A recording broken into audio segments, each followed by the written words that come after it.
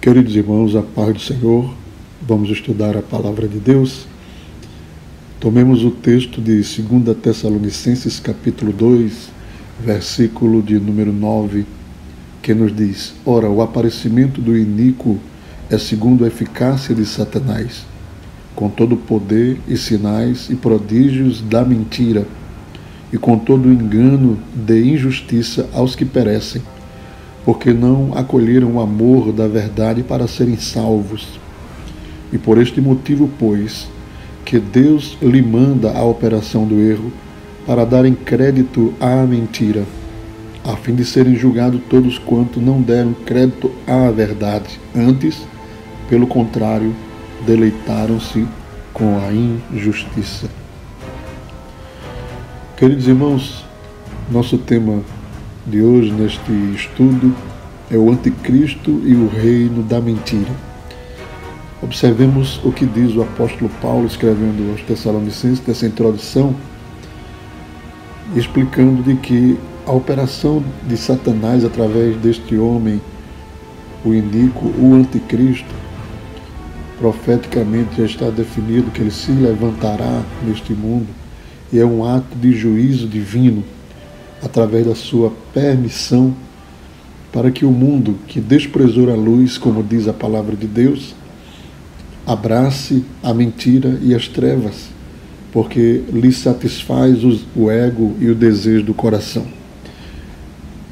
Então o apóstolo diz aqui na segunda carta aos Tessalonicenses que a operação do anticristo é baseada na mentira, é baseado no erro, é baseado no engano, na injustiça, e com todo engano de justiça aos que perecem, enquanto que a operação de Cristo, entendendo que o anticristo é uma oposição, é o antagônico de Jesus, enquanto que Jesus e o seu ministério foram baseados na verdade, na luz e na operação de Deus, o anticristo será o oposto, ele será a revelação da mentira, a operação das trevas, será e atuará na eficácia de Satanás. Então, esses prodígios, estes sinais, estas operações são, na verdade, uma fraude, o que fica muito claro à luz do texto bíblico, que esse homem se introduzirá dos mais altos escalões do governo deste mundo, simplesmente com enganos, com mentiras, com farsas, com aparente verdade, mas na verdade, sobretudo uma mentira, para que o mundo seja julgado nesse sentido, julgado por desconhecer ou desacreditar ou não aceitar a verdade. Então o erro e a mentira serão e prevalecerão sobre este mundo.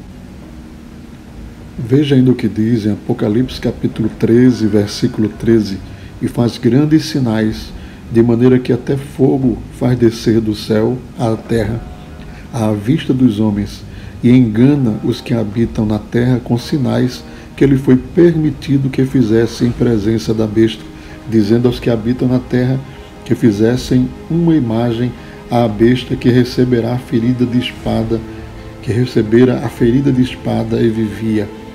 Observe, irmãos, como o texto sempre se refere à operação deste homem como mentira e engano.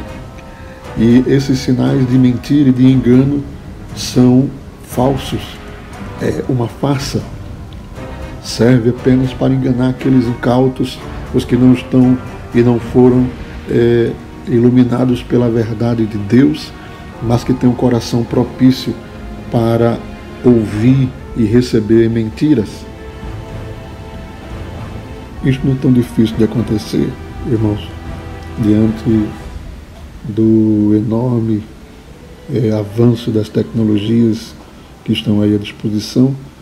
Não é nada de se admirar que isso seja revertido justamente para passar a imagem de um ser extraordinariamente poderoso e grande para enganar as nações e o mundo. Eu gostaria de tomar ainda o 2 Tessalonicenses capítulo 2, versículo de número 7, que diz: porque já o mistério da injustiça opera, e somente há um que agora resiste até que do meio seja tirado. Esta palavra injustiça, no grego, no original, é a palavra anomias. A palavra anomia significa ilegalidade, tem o sentido de falta de consideração, fora da lei do que é estabelecido. É algo ilegal, é algo que está fora da normalidade. Então, mais uma vez, observe que o mistério da injustiça, ou seja, anomia, ilegalidade, o que está fora da lei, a operação do anticristo não tem base alguma em qualquer verdade, em qualquer ética, em qualquer princípio. É uma ação totalmente fraudulenta e enganosa. Ainda no livro do Apocalipse, capítulo de número 13, versículo de número 11, nos diz assim a palavra de Deus: E vi subir da terra outra besta, e tinha 2 chifres semelhantes aos de um cordeiro, e falava como o dragão. Observe mais uma vez aqui, meus irmãos, o aspecto do engano, da mentira, da fraudulência, em que o texto do Apocalipse diz que a aparência desta besta, que tinha chifres semelhantes a um cordeiro, aparentemente, à primeira vista, ao simples olhar, nas suas ações, aparentemente um cordeiro. Mas o texto diz, e falava como dragão, ou seja, a aparência de cordeiro, mas do interior é um dragão, que é uma analogia, uma simbologia desse aspecto fraudulento, mentiroso, enganoso, em que o homem da iniquidade, o homem do pecado, o anticristo, está estabelecido.